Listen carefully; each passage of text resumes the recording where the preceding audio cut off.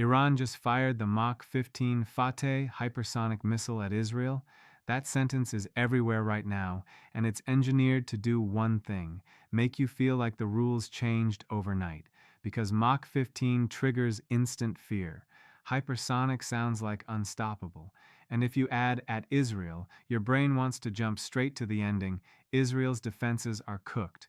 But before we do that, we need to do what viral war headlines hate the most. We need to slow down for 10 seconds and separate three things: what's being claimed, what's been reported by credible outlets, and what the word hypersonic actually means in this specific case, because the truth here is more complicated and more useful than the thumbnail version. So here's what you're getting in this breakdown. You're going to understand what missile people are actually talking about, why the name is getting mangled, how Iran's Mach 15 claim fits into what analysts have been saying about Iran's current strategy, and the three signals that tell you whether this was truly a new phase or just the same war, with a scarier label slapped on top. And I'll give you the mini payoff right now so you don't have to wait. Even if Iran did fire a Fattah missile, the big story isn't the number Mach 15. The big story is whether Iran can reliably create leakers, the small number of warheads that slip through a layered defense, because even a few leakers can change politics, posture, and escalation risk. Now let's start with the first trap. The headline says, Fateh hypersonic. That's already a red flag because it's mixing two different missile families. Fateh is a well-known Iranian ballistic missile family, generally short to medium-range systems like Fateh 110 variants and related derivatives, typically described at much lower speeds than Mach 15. Wikipedia. The Mach 13 to Mach 15 hypersonic claim is most associated with Iran's Fattah series, Fattah 1 and the newer Fattah 2, unveiled by Iran as hypersonic, but debated by analysts and outlets over whether it fits the usual definition of hypersonic weapons. Wikipedia. So when you see Mach 15 Fateh, what you're likely looking at is a headline mashup: Fateh and Fattah being blended into one scarier-sounding phrase, and that matters because misinformation often starts with small naming errors that create big meaning errors. Now, here's what credible reporting and analysis are actually saying about Fattah use in this conflict. Iran has claimed it used its advanced Fattah missiles in past strikes against Israel, and in the current escalation there are also unverified Iranian reports claiming use of the Fattah 2 hypersonic glide missile, the Times of Israel. But notice the wording: claimed, unverified, reports. Even in Israeli coverage, the Fattah 2 use is framed as a claim rather than a fully confirmed, independently verified fact. The Times of Israel. At the same time, broader analysis of Iran's current strategy suggests Tehran may be conserving its most advanced missiles while using steadier, smaller salvos and cheaper munitions to strain air defenses over time, an attrition strategy rather than a one magic super missile strategy. Financial Times. So if you're looking for the most responsible way to describe what we know publicly right now, it's this. There are public claims and some reporting about Iran using Fattah missiles, and there are unverified claims about the newer Fattah 2. But the jump from claim to confirmed Mach 15 hypersonic strike is exactly where people get played. Now let's talk about the word hypersonic, because this is the second trap. Hypersonic literally means above Mach 5. That's the basic definition. But here's what the hype leaves out. Lots of ballistic missiles travel at hypersonic speeds during parts of flight. That doesn't automatically make them hypersonic weapons in the modern buzzword sense. When people say hypersonic weapon as a special class, they usually mean something like a hypersonic glide vehicle that can maneuver unpredictably during flight in ways that challenge defenses. And on the Fattah 1 specifically, the debate is that Iran calls it hypersonic, but analysts and outlets have argued that the label can obscure more than it illuminates, and that it may be closer to a maneuverable re-entry vehicle concept rather than a true glide vehicle. Important distinction, because it affects how hard it is to intercept. Wikipedia. So when someone screams Mach 15 hypersonic missile, you should translate it into an adult question. Is this a genuinely new kind of maneuvering threat? Or a ballistic missile being branded as hypersonic because it sounds unstoppable? That's not semantics. That's the difference between real capability shift and headline packaging. Now, let's deal with the Mach 15 claim itself. Yes, Iran and various media reports have repeated that Fatah-class missiles can reach around Mach 13 to Mach 15. Wikipedia. But speed claims in war coverage are notoriously slippery because Mach number depends on altitude and conditions, and because the number itself does not tell you the whole engagement story. A fast object can still be tracked. A fast object can still be intercepted. A fast object can also still miss, fail, or be used sparingly. So speed matters, but it's not the only variable. The real problem for defense is usually the combination: speed, maneuverability, and surprise, plus the defender's ability to see early and coordinate layers. That's why the radar story keeps coming up so much in this conflict, because sensors are the beginning of the chain. Now, let's bring this back to what you actually care about. If Iran fired something it calls Fattah, what would be the strategic reason? Here's the simplest framework. There are three reasons an attacker introduces a special weapon in a conflict, especially one the public fears. 1. To try to create a real penetration. A leaker, a headline that changes the other side's behavior. 2. To create psychological pressure even if the physical effect is limited. 3.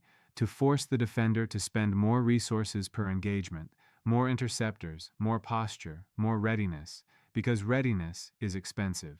And that fits neatly with what the Financial Times described as Iran's new approach: smaller, steadier salvos designed to stretch and exhaust defenses while reserving more advanced missiles for later leverage.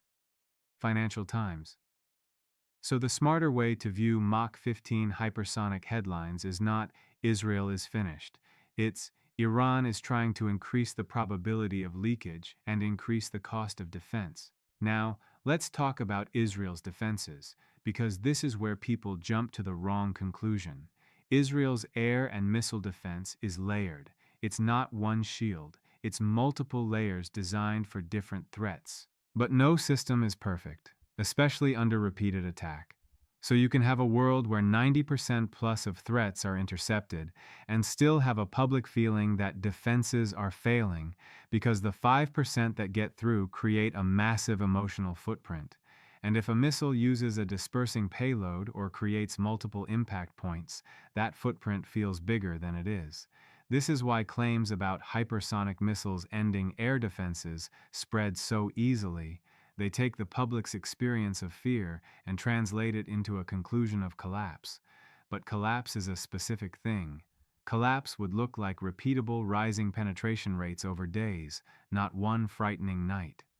Now, I promised you 3 signals that matter more than the Mach number. Here they are. Signal 1: repeatability.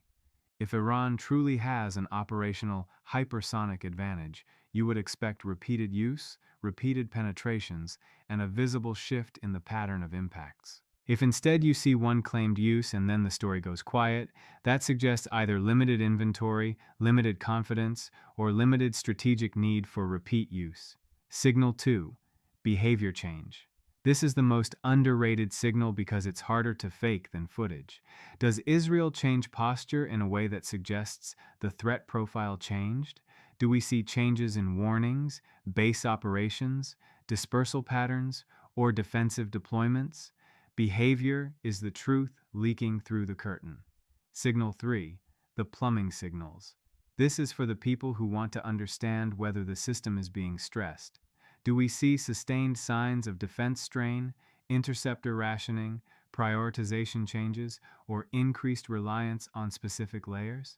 Because the real fight in missile defense isn't only can you intercept once, it's can you keep intercepting at this pace for weeks?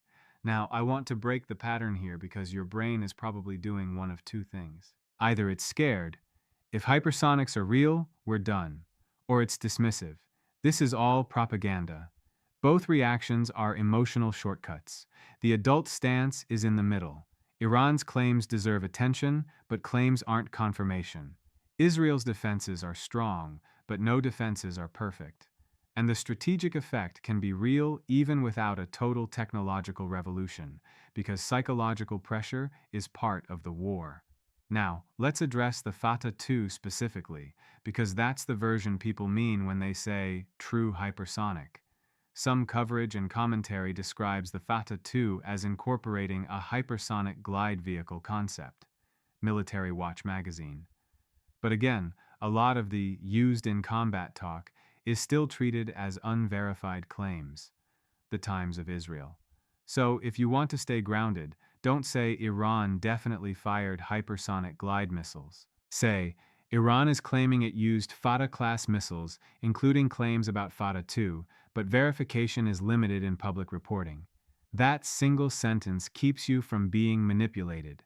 Now, why would Iran want the world to believe it can fire hypersonic missiles at Israel? Because it changes international perception. It pressures allies. It rattles markets. It encourages the idea that defense is impossible, which can shape politics and policy. That's why Iran's messaging often emphasizes turning points and the end of defenses. It's psychological warfare layered on top of kinetic reality. Interesting engineering. Now here's the most important truth you should leave this video with. Even if Iran's Mach 15 claims are exaggerated, the war is still evolving in a direction that makes everyone less comfortable. More missiles, more drones, more salvos, more attempts to saturate and confuse defenses. And as the Financial Times described, Iran's strategy is shifting towards sustained pressure to stretch defenses rather than relying on dramatic single barrages. Financial Times. That strategy doesn't require a perfect hypersonic weapon. It requires persistence. Now, what are the realistic paths from here? Path 1. The hypersonic story is mostly branding. Iran used a missile it calls Fattah, the strike pattern stays broadly similar, defenses adapt, and the viral label fades while the underlying attrition contest continues. Path 2. Limited use, big psychological impact. Iran uses a small number of advanced missiles as a punctuation mark, rare but attention-grabbing, while continuing cheaper salvos for sustainability. In this path, hypersonic becomes more about political leverage than daily battlefield routine. Path 3, capability shift becomes visible. This is the serious one, and you'll know it by patterns, repeated use, repeated penetrations, and sustained behavior changes on the defending side. Now, I want to end with one line you can use as a personal filter for every Mach 15 hypersonic headline you see from now on. If the claim is unstoppable, your first question should be repeatable, because war doesn't reward one impressive clip. It rewards what can be done again tomorrow. So here's what I want to know from you. Do you think the bigger impact of hypersonic claims is physical, harder to intercept missiles, or psychological, using the fear of unstoppable weapons to pressure politics and behavior, even when defenses still intercept most threats? Drop your take.